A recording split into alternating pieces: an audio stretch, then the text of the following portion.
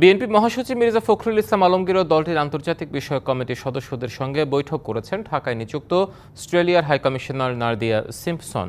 দুপুরে রাজধানীর গুলশানে বিএনপি চেয়ারপারসনের কার্যালয়ে এ বৈঠক অনুষ্ঠিত হয়। বৈঠকে বিএনপি মহাসচিব ছাড়াও দলের স্থায়ী কমিটির সদস্য আমির খুসরু মাহমুদ চৌধুরী, আন্তর্জাতিক বিষয়ক কমিটির সদস্য শামা উবায়েদ উপস্থিত ছিলেন। বৈঠকে দুই দেশের স্বার্থ সংশ্লিষ্ট বিষয় নিয়ে আলোচনা হয়। পরে বৈঠক শেষে গণমাধ্যমের সঙ্গে কথা বলেন বিএনপির স্থায়ী কমিটির সদস্য আমির খুসরু মাহমুদ চৌধুরী। এ সময় নির্বাহী বিভাগকে নিরপেক্ষ করতে সবার সাথে আলোচনা করে অন্তর্বর্তী সরকারকে সিদ্ধান্ত নেওয়ার আহ্বান জানান তিনি।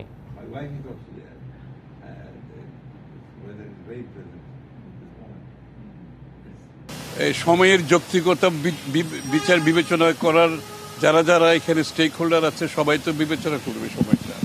এক্স্যাক্টলি আমরা টাইম তো ফ্রেম এই জন্য বলছি না, আমরা তো একটা সময় দিয়ে তাদের উপর চাপ সৃষ্টি করতে চাচ্ছি না। আমরা চাচ্ছি সরকার সফলভাবে তাদের কাজগুলো করুক।